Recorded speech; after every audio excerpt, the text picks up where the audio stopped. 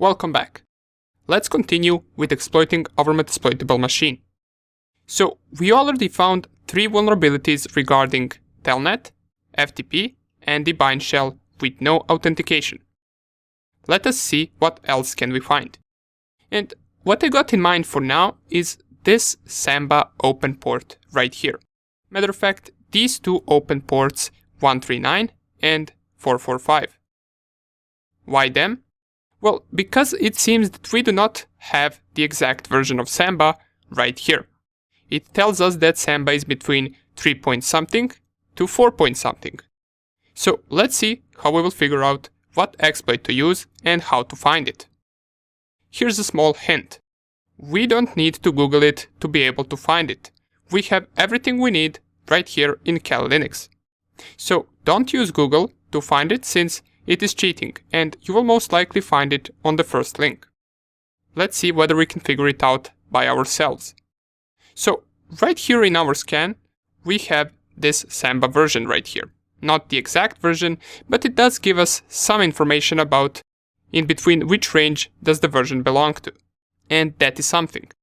We also see that ports hosting this are 139 and 445. So we do got some information. What now? Well, let's just search Samba inside of Searchsploit and see what comes up. So I got this scan right here, I got my MSF console right here, and I will open a third terminal and type Searchsploit Samba. Well, it seems that we get a lot of results. And these are exploits for a bunch of different Samba versions, as we can see right here. Now, we could just try all of them out to see whether they will work, or we can try to figure out the Samba version first, and then narrow down our exploit search and see whether we find something for that specific version. So, how are we going to find out the Samba version? Our Nmap scan didn't manage to do it. Well, luckily, Nmap is not the only scanner that we can use for these types of things. Remember that in Metasploit framework, besides having all of these exploits and payloads, we also get those auxiliary modules. And those auxiliary modules can sometimes be scanners. Let's search and see whether we can find a scanner for this. If we just type in the Metasploit, search Samba, and press enter, we get some of the results right here. Matter of fact, we will get a lot of the results once again. Some are exploits, some are auxiliary modules, and down here I believe there is one post-exploitation module. And if we go to the auxiliary modules, it will only give us 2 auxiliary scanner modules. These aren't the scanners that we need. Let's try to find it ourselves. If I go down here, clear the screen, and type use auxiliary, and then we search for a scanner, and then SMB, because that is the port that we're enumerating, and then tap twice. These are all of the available auxiliary scanners that we have for SMB. The one that we are particularly interested in is this SMB version. So let's copy it. If I copy the entire command, right here, paste it, press enter.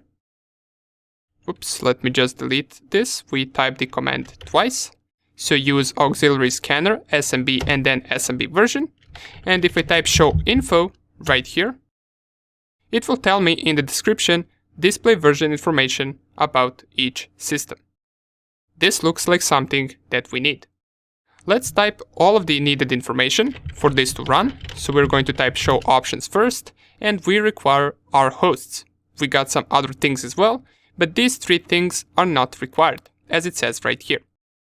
The threads we will leave on 1, and the R hosts will be the IP address of our Metasploitable. In my case, 192.168.1.9. I will set this right here, and if we run it, well, it worked. Even though it says right here host could not be identified, in the brackets we get the exact Samba version on the Metasploitable, which is 3.0.20. Cool. Let's see what we can find from exploits now that we know what version it runs.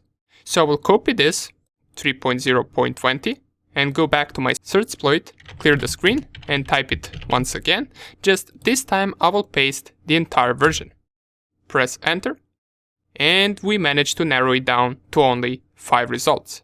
And it seems that these two are the same results, so it's actually 4 results in total. The first one seems to be some type of a security bypass, and it affects our version, since it's between 3.0.10 and 3.3.5. But it also seems to be a txt file, which we really don't want to bother with right now. We want something that we can execute right away. The most interesting thing we have right here is this Samba username map script, or the command execution. Why? Well, it's a Ruby exploit, and it also belongs to Metasploit framework. Plus, it also affects our version of Samba, as we can see right here. These two down here are also txt files, not really interested in, and they also don't seem to actually affect our version. They only affect the versions below our version. And the last one, which is denial of service or DOS attack, seems to be affecting our version, but we're once again not interested in the denial of service attacks. But in a real penetration test, you would 100% write this on a report with the references to the possible attack. For now, let's just go with the Metasploit module that we found. Let's remember the name, username, map script, command execution. And if I search once again, in my Metasploit, search Samba, let us try to find the exploit that we found using search exploit. If I go up here, go through all of these results, and here it is. Under the 13, exploit multi-Samba, user map, script command execution. This is the same script that we saw right here. Here it is. If I copy the script name, so exploit multi-Samba, user map script, and type right here use, then paste the script name, it will set the default payload to be command Unix reverse netcat. And by the way, this multi right here means that it can be targeted on multiple operating systems. While as if you had only Windows or Linux specified right here, it would mean that only that specific operating system is vulnerable to this attack. So let's show information about this exploit. I will first clear the screen and type show info, and it will tell us this module exploits a command execution vulnerability in Samba versions 3.0.20 through 3.0.25 when using the non-default username map script configuration operation.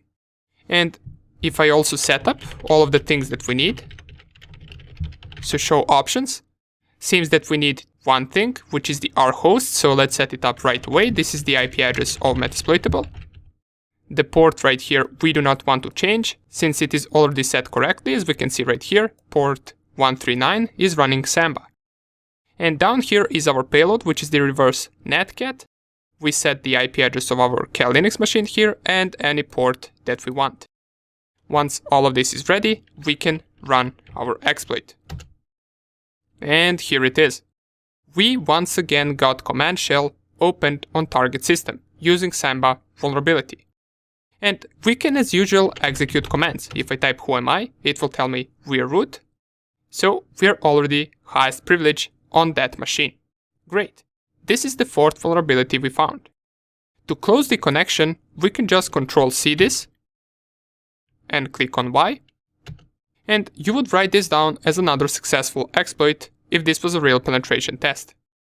In the next video, we're going to cover a different type of the attack that we haven't performed yet, which is brute force attack on port SSH.